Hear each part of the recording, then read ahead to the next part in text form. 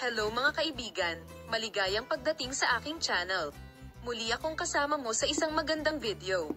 Binasag kamakailan ng mga sikat na aktor ng Turkey na si Doğanay Akürek at ang kanyang asawang si Tugba Büyüküstün ang kanilang katahimikan at gumawa ng pahayag na ikinagulat ng kanilang mga tagahanga. Ang impormasyong ibinigay tungkol sa katayuan sa kalusugan ng sanggol ng sikat na mag-asawa ay nagdulot ng malaking pag-aalala sa publiko.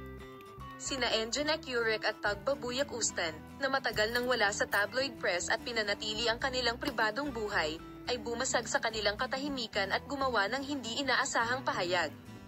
Nagbahagi ang mag-asawa ng mga emosyonal na mensahe sa kanilang mga social media account, na nagbibigay ng impormasyon tungkol sa katayuan sa kalusugan ng kanilang sanggol. Ibinahagi nina Engin Akürek at Tugba Büyüküstün ang mga nakababahalang detalye tungkol sa kalusugan ng sanggol sa kanilang mensahe. Sa mensaheng ito, aming mahal na mga kaibigan at mahal sa buhay, nais naming ibahagi sa iyo ang iyong mga alalahanin.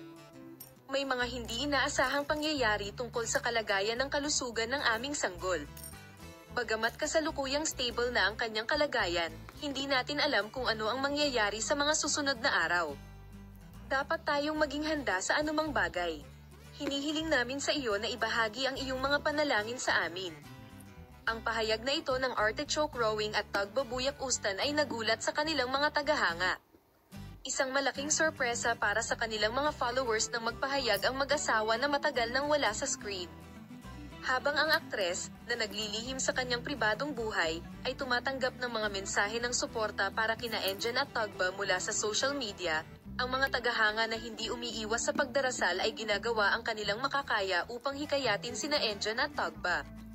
Ang mag-asawang dating nabuo nina Rowing at Tugba Büyüküstün ay nagsisikap na makahanap ng lakas sa pamamagitan ng mahigpit na paghawak sa isa't isa sa mahirap na prosesong ito.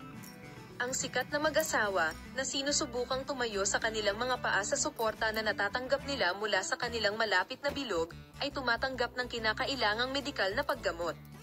Ang hindi inaasahang pahayag na ito nina Engin Akürek at Tugba Büyüküstün, na nagsagawa ng pag-iingat tungkol sa kalusugan ng sanggol at magkasamang namamahala sa proseso, ay nagdulot ng malaking epekto sa mundo ng magazine, dahil ang mag-asawa ay nanatiling tahimik ng mahabang panahon at inilayo ang kanilang pribadong buhay.